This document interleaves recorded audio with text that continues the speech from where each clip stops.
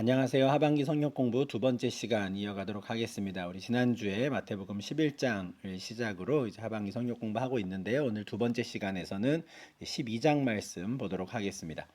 12장은 이제 그때라는 말로 시작을 하는데요. 우리가 오늘 12장 내용 보면서 또 말씀을 드리겠지만 이 마태가 새로운 사건 또는 새로운 상황들을 설명할 때 이제 종종 사용하는 문구로 이제 그때라고 하는 표현을 씁니다. 이 말은 이제 모든 시간이 다 쭉 이어서 나온다기보다는 뭔가 새로운 좀 이야기를 하고 싶을 때 그때 좀 상황을 전환하는 문구로 생각하시면 좋을 것 같습니다. 1절이 이렇게 시작하죠. 그때 예수께서 안식일에 밀밭 사이로 가실새 제자들이 시장하여 이삭을 잘라 먹었다는 거예요. 지금 이제 마태가 소개하는 이 사건은 안식일에 있었던 일입니다. 앞선 11장과는 좀 다른 상황이죠. 그때라는 말로 시작을 하지만 이제 12장 사건은 안식일에 관한 내용이구나 하고 한번 보시면 좋겠습니다. 안식일에 예수님께서 제자들과 함께 길을 가시다가 밀밭을 이렇게 지나가실 때가 있으셨던 거죠. 그런데 그때 제자들이 배가 고파서 이삭을 잘라 먹었다 합니다. 근데 제자들이 그렇게 이삭을 잘라 먹는 것을 본 바리새인들이 있었어요. 이 바리새인들은 율법 교사들이었고요, 랍비들이었죠. 그래서 누구보다도 우리는 하나님의 말씀을 잘 지킨다라고 자부하던 사람들입니다. 근데 이 사람들이 예수님의 제자들이 하는 모습을 보고 예수님께 이렇게 따져 묻는 것이죠. 보시오, 당신의 제자들이 안식일에 하지 못할 일을 하나이다 해요. 표현이 참 특이합니다. 안식일에 하지 못할 일 이런 식으로 지금 표현이 되어 있어요. 제자들이 한 일이 뭡니까? 밀밭 사이를 지나가다가 이삭을 잘라 먹은 건데 그거는 안식일에 하지 못할 일, 안식일에 하면 안 되는 일이라는 거예요.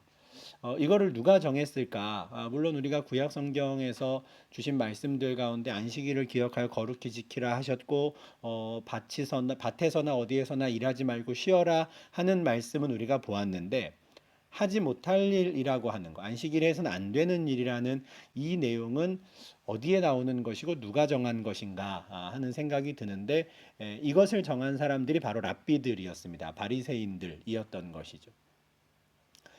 그 당시에 이 랍비들이 정리해 놓은 안식일에 하면 안 되는 일 목록이 있다 그래요. 한 39가지 정도의 이 분야 또는 규범으로 나누어져 있는데 지금 보여드리는 이런 내용들입니다. 어떻게 해서 이런 각각의 조항들이 생겼는가 그 배경까지는 저희가 알 수 없지만 그 내용을 한번 좀 보는 거는 오늘 본문을 이해하는 데 좀 도움이 됩니다. 바느질하는 거 안 되고요. 밭 가는 거 안 되고 농작물에 관한 것들 거두어 들이거나 묻거나 타작하거나 곡식을 까불거나 이런 건 다 안 되고요. 또 곡식이나 거두어 들인 것 중에서 또 좋은 것과 버리는 것을 또 고른다든지 곡식을 간다든지 뭐 채로 채질을 한다든지 아니 반죽을 한다든지 빵을 굽는다든지 이런 일들은 이제 안식일에 하면 안 되는 일로 나누어져 구별되어 있는 것이죠. 농사에 대한 내용들이 이제 앞에 한 11가지, 10가지 있었다 그러면 이제 12번부터는 이제 양을 치는 목축을 하는 사람들이 이제 안식일에 하면 안 되는 일들입니다. 양털을 깎는 거, 그걸 빠는 거, 치는 거, 물들이는 거 이런 거 안 되고요. 또 실을 가지고 아마 집에서 여인들이 하는 일들이었을 텐데 실을 잡는다든지 엮는다든지 뭐 고리를 만든다든지 묶거나 풀거나 이런 거 다 안 되는 일입니다. 그러니까 이게 안식일에 해서는 안 되는 일에 있는 것이죠.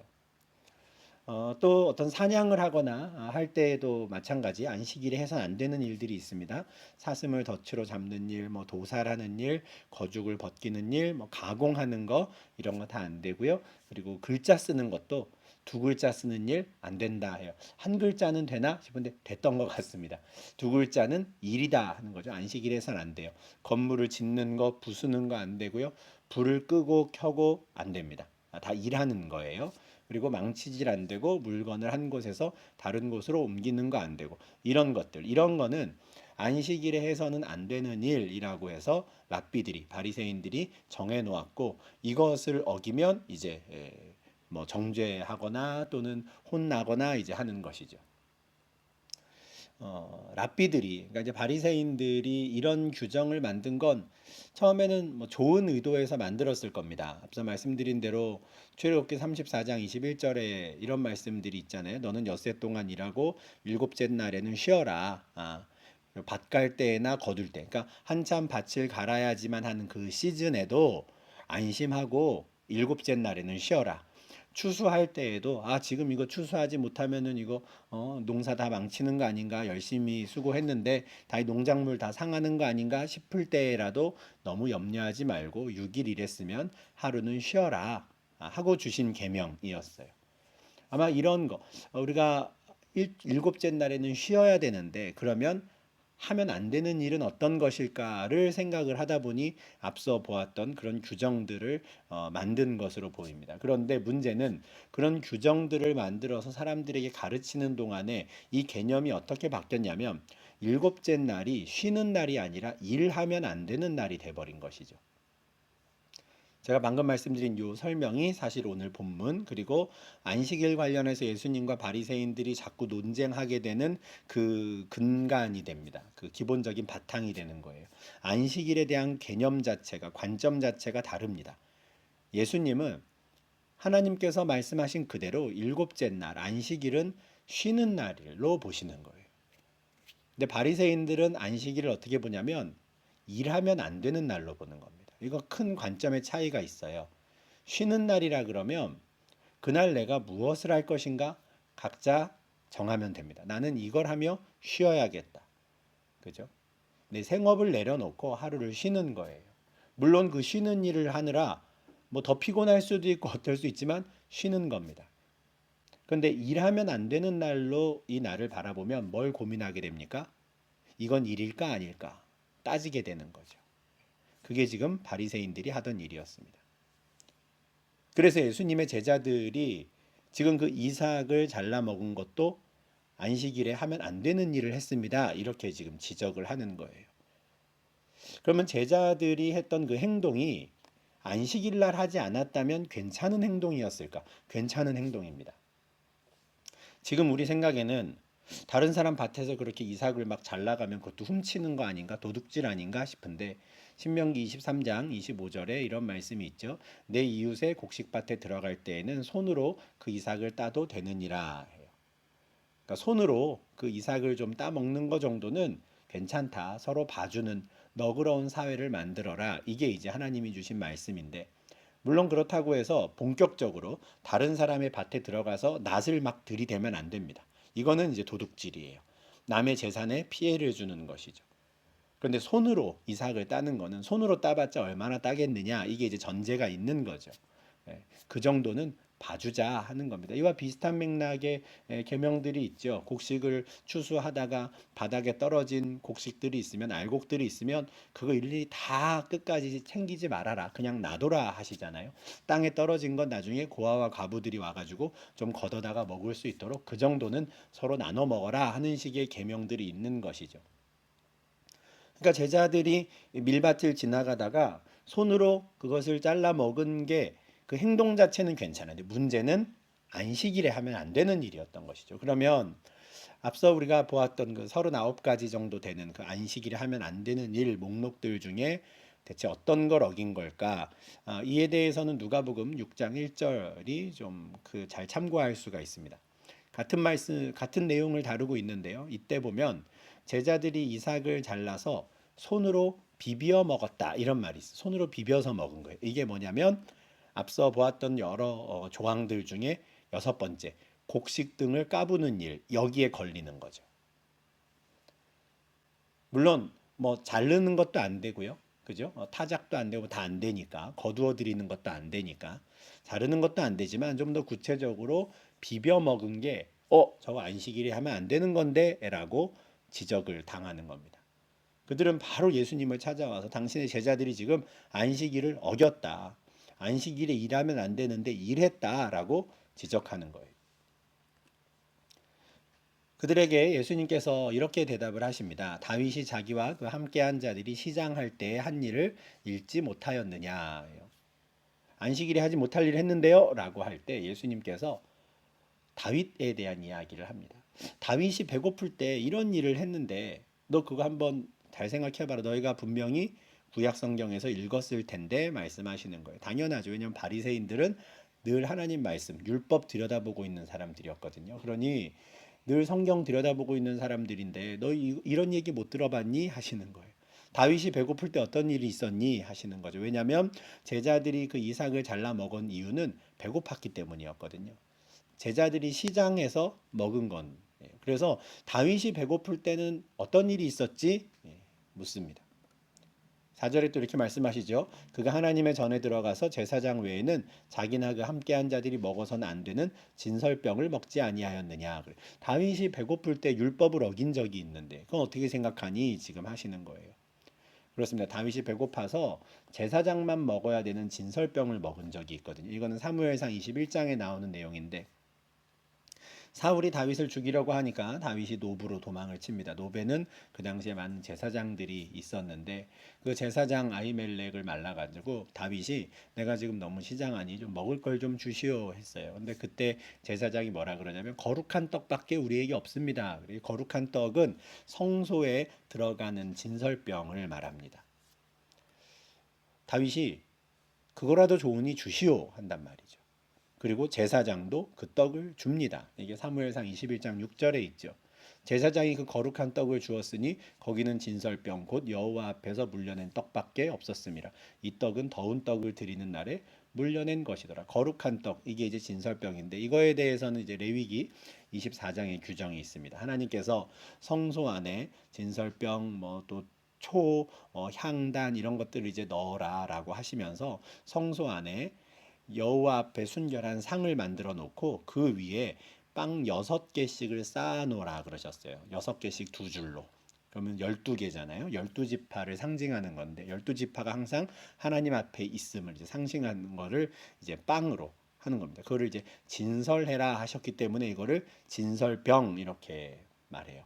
근데 떡을 만들어서 빵을 구워서 그 안에 넣어 놓으면 어떻게 되겠습니까? 오랜 시간이 지나면 상하겠죠. 뭐 곰팡이가 생길 수도 있고요. 그래서 하나님께서 안식일마다 떡을 바꾸라고 하세요. 일주일에 한 번씩 안식일마다 그 떡을 넣어놓고 일주일이 지나면 그 빵을 꺼내 오는 겁니다. 그리고 그곳에 새로운 빵을 넣는 것이죠. 이게 아까 사무엘상 21장 6절 말씀에서 보았던 거예요. 오늘 본문에서도 나오는 거죠. 그러니까 이제 막 꺼내온 그 떡, 무슨 말입니까? 안식일이 되어서 새로운 빵으로 바꿨는데 성소 안에 있던 거를 내가 빼왔는데 그 거룩한 떡을 다윗에게 주었다는 것이죠. 이것은 율법을 어긴 겁니다. 왜냐하면 레위기 24장 9절에서 이런 규정이 있어요.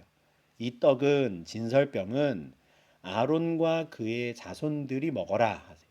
제사장들만 먹을 수 있는 빵입니다. 그리고 그거는 밖에 가지고 나오면 안 돼요. 거룩한 곳에서만 먹어야 합니다. 두 가지 규정이 있죠. 이 빵을 누가 먹을 수 있느냐, 어디서 먹을 수 있느냐.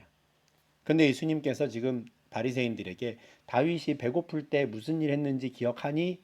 무슨 뜻이겠습니까? 다윗이 두 가지 율법을 다 어겼는데 어떻게 생각하니? 하는 거예요. 제사장만 먹을 수 있는 빵을 다윗이 먹었습니다. 그거는 거룩한 곳에서만 먹어야 되는 건데 그걸 가지고 나왔어요. 밖에서 먹었죠. 너희들이 만든 사람이 만든 그 규정을 어긴 것도 아니고 하나님이 주신 그 율법을 정면으로 어겼는데 하나님이 다윗을 책망했니? 질문하시는 겁니다. 하나님은 왜 다윗을 그냥 봐주셨을까요? 다윗이 하나님 마음에 합한 사람이라서 또는 다윗을 통해서 앞으로 메시아가 나올 거니까 대단한 사람이니까 하나님이 특별히 다윗만 봐주셨을까요? 아닙니다. 배고파서 한 일이니 하나님이 넘어가 주시는 거예요. 배고파서 한 일이니. 이에 대해서는 조금 이따 다시 말씀을 드리겠습니다. 그러면서 예수님께서 또 안식일에 제사장들이 하는 일에 대해서 5절에서 말씀하세요. 또 안식일에 제사장들이 성전 안에서 안식을 범하여도 죄가 없음을 너희가 율법에서 읽지 못하였느냐.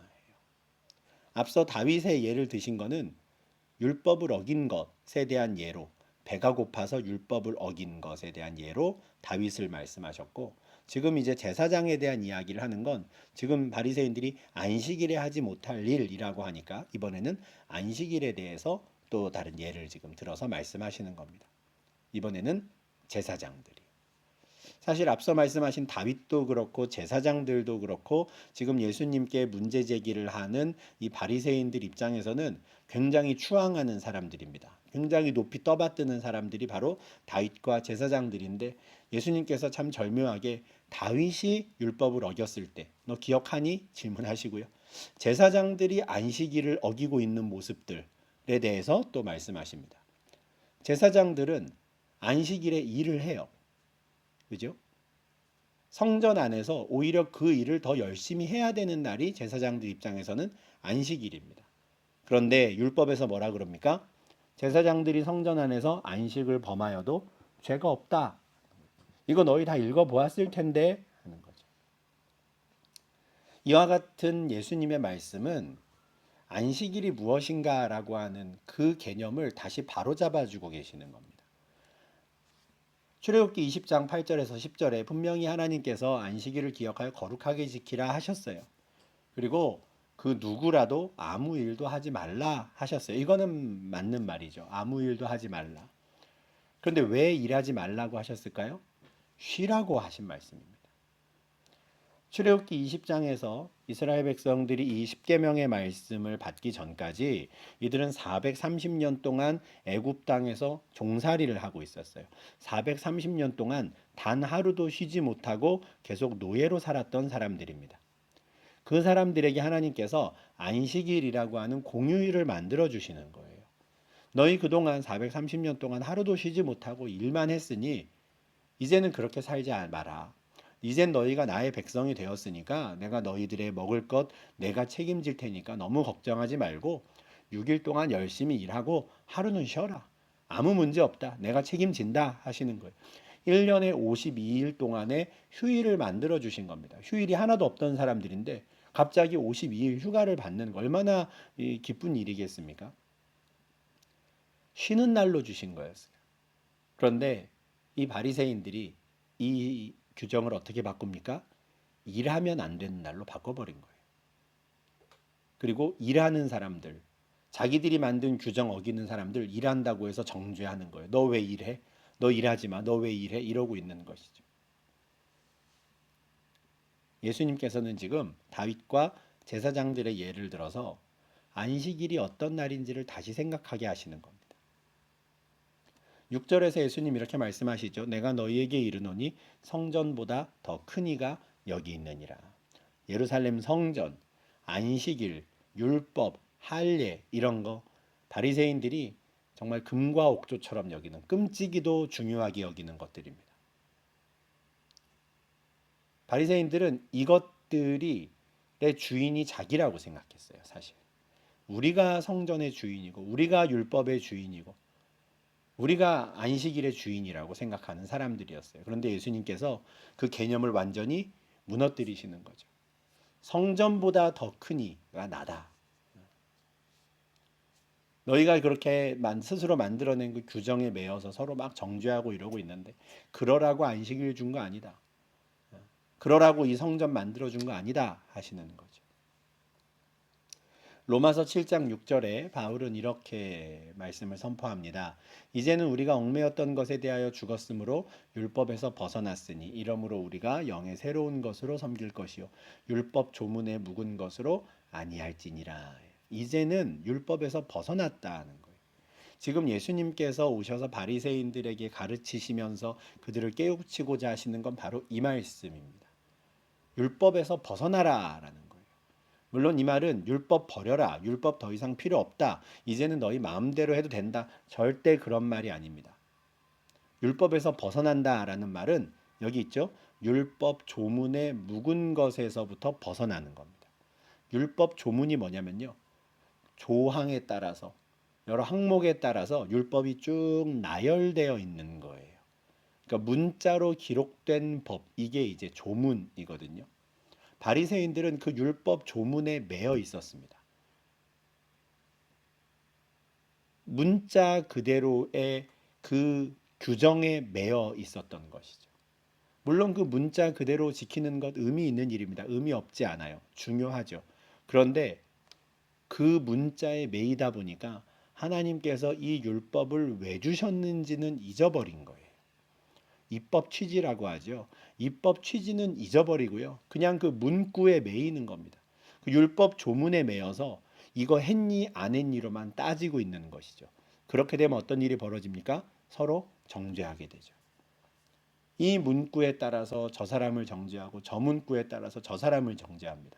이 문구를 왜 주셨는지, 율법을 왜 주셨는지에 대해서는 아무 관심이 없어져 버리죠. 그게 지금 그 당시 1세기 당시의 종교 지도자들의 모습이었습니다. 바울도 사실 여기에 매여 있던 사람이었어요. 율법 조문에. 근데 이제 바울이 복음을 받아들이고 그리스도를 알게 되고 완전히 새로운 사실을 깨닫죠. 뭡니까? 이제는 우리가 성령의 새로운 것으로 섬길 수 있게 되었다라는 거예요. 성령께서 우리와 함께 하셔서 이제는 율법을 새로운 눈으로 바라보게 됩니다. 율법 조문에 매이지 않고 그 조문을 주신 하나님의 뜻을 분별하게 되는 것이죠. 그리고 그렇게 깨닫게 된 것을 따라서 성령이 주시는 새로운 마음으로 그렇게 나아간 하나님을 섬기는 자들이 되었다는 거. 예수님께서 지금 바리새인들을 깨우치고자 하시는 게 이겁니다. 율법 조문에 매이지 말아라 하시는 거예요. 성령으로 새롭게 된 마음으로 진짜 하나님의 뜻을 분별해라 하시는 거죠. 영의 새로운 것으로 우리가 섬긴다는 것. 예수님께서 우리에게 새로운 계명을 주셨어요. 요한복음 13장 34절이죠. 서로 사랑하라라는 겁니다. 바울은 갈라디아서 6장 2절에서 서로 사랑하라라는 이 계명을 그리스도의 법이라고 말합니다. 그러니까 우리가 영의 새로운 것으로 섬긴다라고 하는 게 앞서 말씀드린 대로 뭐 법이 필요 없다, 규칙이 필요 없다 이 말이 아니에요. 이제는 율법 조문을 뛰어넘어서요. 한 가지 큰 계명을 우리가 머릿속에 담고 사는 겁니다. 그게 뭡니까? 서로 사랑하라. 서로 사랑하라라고 하신 그 그리스도의 법을 우리가 성취하는 삶을 사는 거죠. 사실 율법을 주신 이유는 그렇게 살라고 주신 거예요. 서로 사랑하며 살라고. 하나님을 사랑하고 이웃을 사랑하는 마음으로 살아가는 사회를 만들라고. 샘플로 주셨던 게 율법이었던 거죠. 그런데 율법 조문에 매여 가지고 문구 가지고 싸우고 있었던 거예요.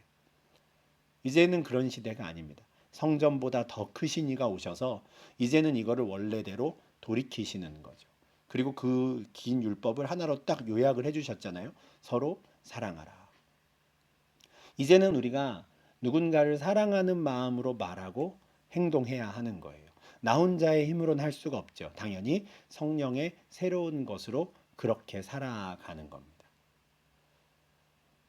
율법에 있는 내용이든 아닌 내용이든 이제 우리의 판단 기준은 하나예요.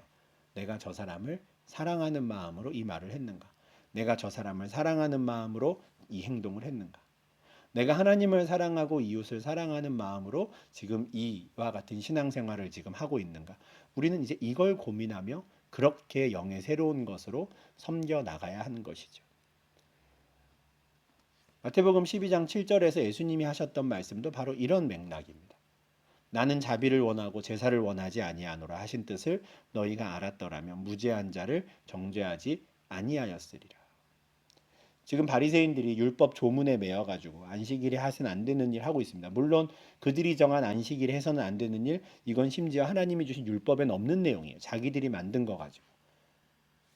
그런데 그들이 그렇게 하는 행동에 너희는 자비가 없구나 말씀하시는 거예요. 사랑이 없구나 하시는 겁니다. 구약의 여러 곳에서 하나님께서 나는 자비를 원하고 제사를 원하지 않는다 이런 말씀하셨어요. 대표적으로 호세아 6장 6절이죠. 나는 인애를 원하고 제사를 원하지 않는다. 내가 정말 원하는 건 사랑이다. 내가 너희에게 이렇게 제사 드려라라고 하기는 했지만 그 제사에 너희의 마음이 없다면 사랑이 없다면 나 그 제사 필요 없다 하시는 거예요.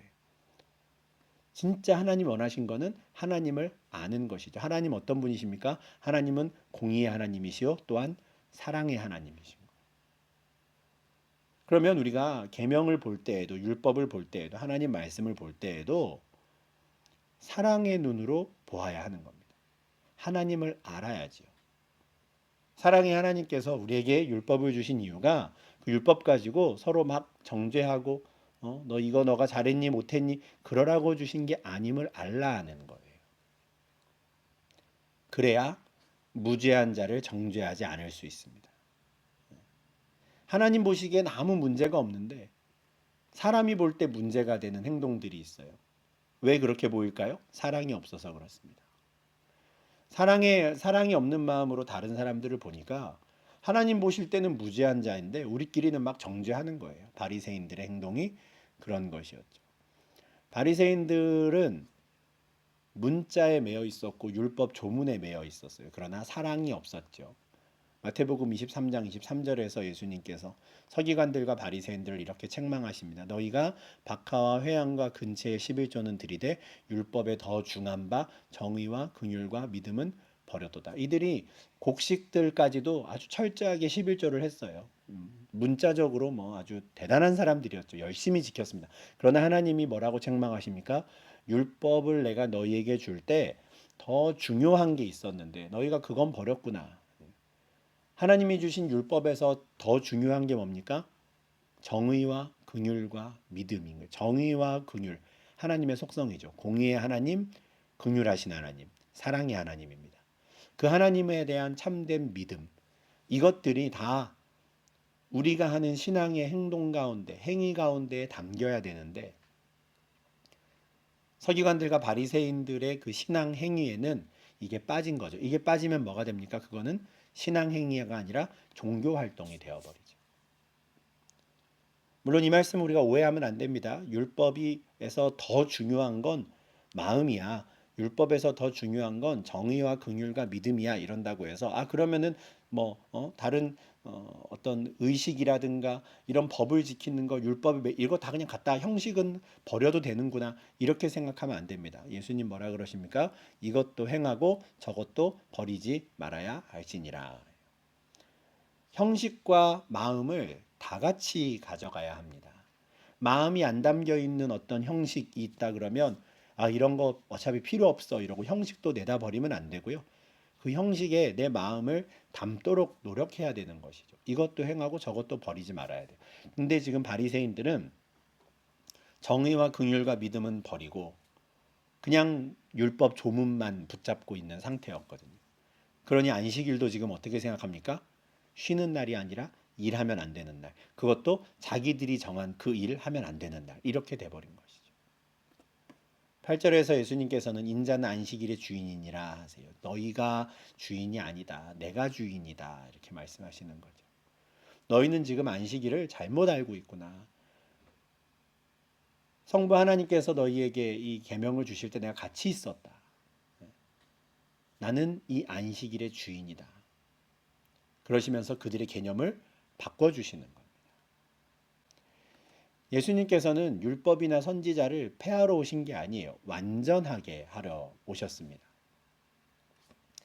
그런데 오늘 방금 보았던 본문처럼 예수님께서 종교 지도자들과 만나서 논쟁하시는 것들을 보면 자꾸 예수님이 율법을 막 어기는 사람처럼 보일 때가 있어요. 왜냐하면 바리새인들이 그렇게 말을 하니까요. 당신은 왜 그런 걸 지키지 않습니까? 왜 어깁니까? 이러니까. 예수님은 절대 율법이나 선지자를 폐하러 오거나 그거를 다 의미 없다 하려고 오신 게 아니에요. 오히려 완전하게 하려 하시죠. 단 한 번도 율법을 어기신 적이 없습니다. 그러면 뭐가 문제냐? 바리새인들 자기들이 만든 규정을 예수님이 지키지 않는다고 뭐라 하는 거예요.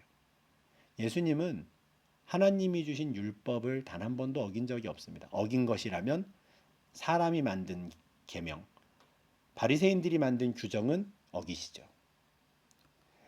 이후에 15장 8절 9절에서 예수님께서 이사야 선지자의 말씀을 인용해서 종교 지도자들을 또 이렇게 책망합니다. 이 백성이 입술로는 나를 공경하되 마음은 내게서 멀도다.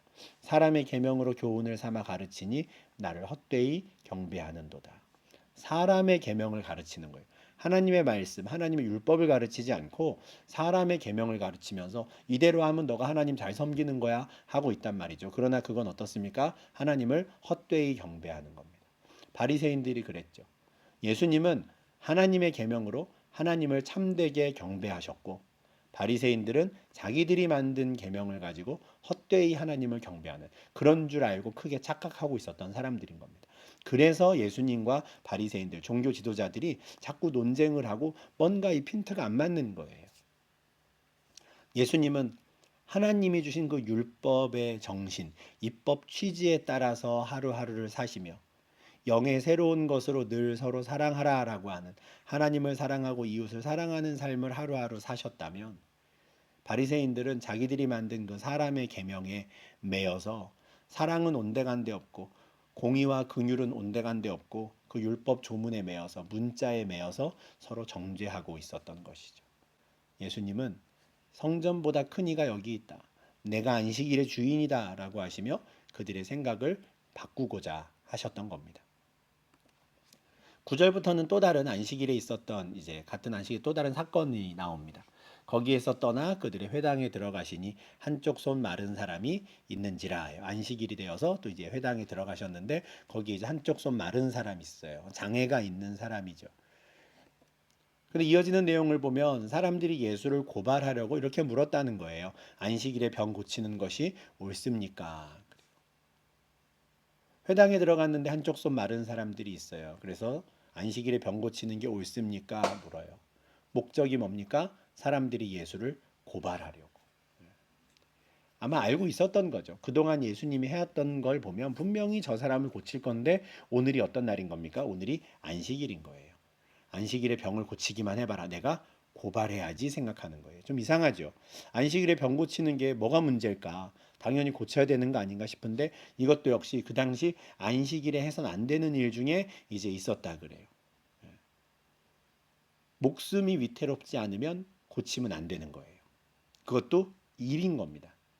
해서는 안 되는 일 중에 생사가 걸린 일이 아닌데 누군가를 치료하는 거. 이것도 해서는 안 되는 일이라는 거예요. 그래서 예수를 함정에 빠뜨리려고 이렇게 질문하는 거죠. 안식일에 병 고치는 게 옳습니까? 이렇게 질문을 해요. 이에 대해서 예수님께서 옳다 그르다 말씀하지 않으시고 그들에게 반문하십니다. 너희 중에 어떤 사람이 양 한 마리가 있어 안식일에 구덩이에 빠졌으면 끌어내지 않겠느냐? 사람이 양보다 얼마나 더 귀하냐? 그러므로 안식일에 선을 행하는 것이 옳으니라. 너희들 중에 양 한 마리가 안식일에 구덩이 빠지면 가만히 있을래? 내일 꺼낼 거야? 질문을 하시죠. 아닙니다. 바로 꺼냅니다. 그 당시에 바리새인들이 만든 규정의 그 설명서에 보면 가축이 구덩이에 빠진 건 또 안식일에 꺼내도 된대요. 왜 그럴까요? 내 재산은 소중하니까요. 그죠? 그러니까 그냥 그 안식일에 가축이 빠진 건 또 꺼내도 된대요. 이게 참 귀에 걸면 귀걸이, 코에 걸면 코걸이입니다. 근데 그런 상황을 아시고 예수님이 반문하시는 거예요. 그러면서 이렇게 물으시죠. 사람이 양보다 얼마나 더 귀하냐? 양 한 마리가 구덩이에 빠져도 너희가 끌어낼 텐데 사람은 그보다 더 귀하지 않냐? 당연히 고쳐 주어야지. 저렇게 고통받고 있는 누군가가 있으면 도와주어야지 하시는 겁니다. 그렇게 안식일에 선을 행하는 것이 옳다 해요. 이 사람들의 질문의 내용은 뭐였습니까? 안식일에 저 사람을 고쳐주는 게 옳습니까? 했어요. 근데 그게 선인지 아닌지 너가 판단해봐라 하시는 거예요. 안식일에 선을 행하는 건 옳은 일이지 하십니다. 그 사람을 고쳐주는 게 선한 일이다 하시는 겁니다. 그리고 이렇게 말씀하세요. 손을 내밀어라 그 사람에게. 그러자 그가 손을 내밀고요. 다른 쪽 손이랑 똑같이 정상으로 회복되었습니다.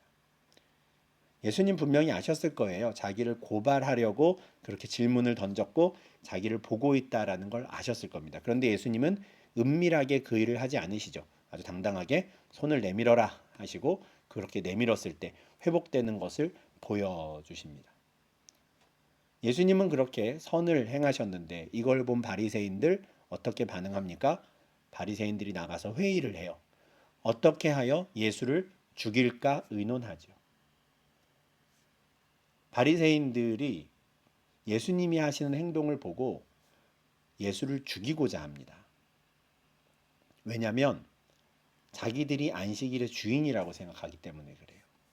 예수님 분명히 말씀하셨잖아요. 내가 안식일의 주인이다 했어요. 근데 바리새인들은 예수님이 마음에 안 들어요. 왜냐하면 자기들이 만든 안식일에 해서는 안 되는 일을 자꾸 하거든요. 자신들의 권위를 인정하지 않는 것 같고 자신들의 권위를 도전하는 사람으로 보이는 거예요. 그러니 예수를 죽이려고 합니다. 마가복음 3장 6절에 보면 바리새인들이 이렇게 예수를 죽이려고 하는 이 의논에 헤롯 당이 함께했다 그래요. 사실 원래 그 사내들인 공회 안에서라든가 유대 그 상류층의 입장에서는 원래 바리새인들과 헤롯 당은요 서로 완전 대립하는 사람들입니다. 상극이에요. 바리새인들은 나름대로 우리는 하나님 잘 믿는 사람들이야. 우리는 뭐 부활에 대한 소망도 있고 우리는 하늘나라를 꿈꾸는 사람들이야. 이런 좀 소위 거룩한 종교인들이라고 자부했다면 반면에 헤롯 당원들은요. 철저하게 현실적인 사람들입니다.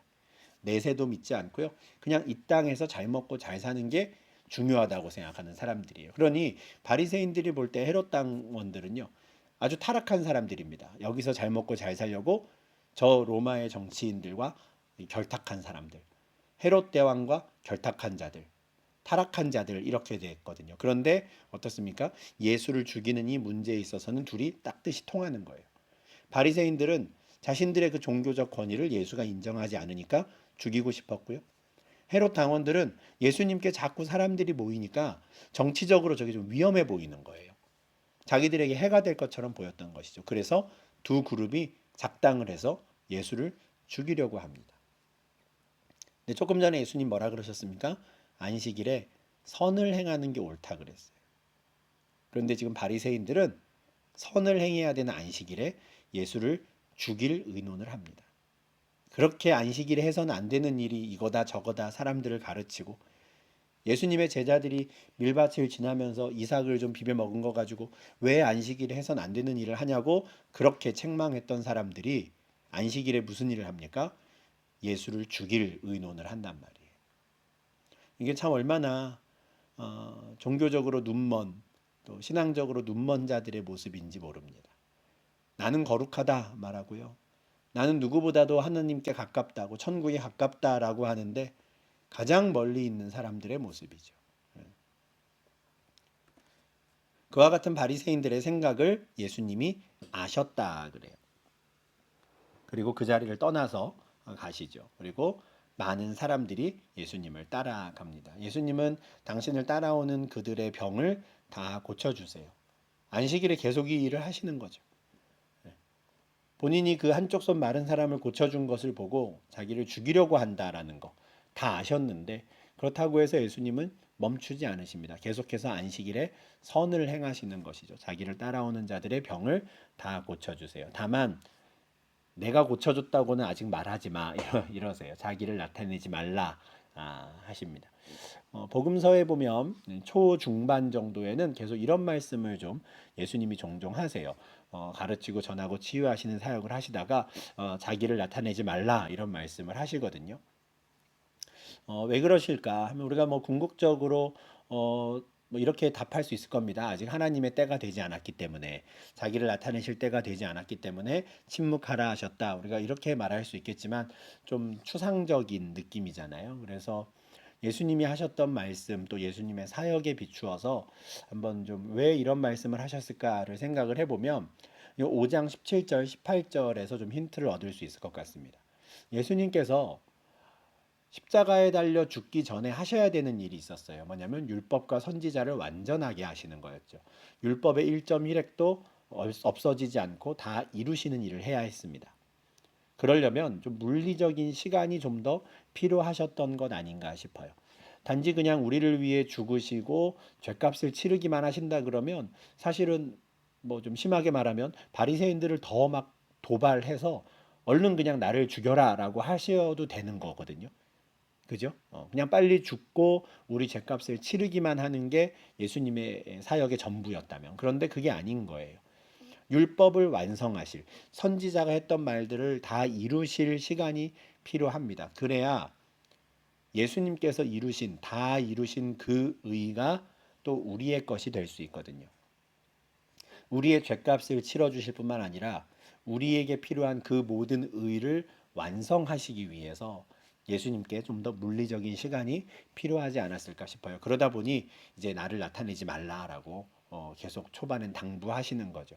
그러지 않으셨던 때가 딱 한 번 있습니다.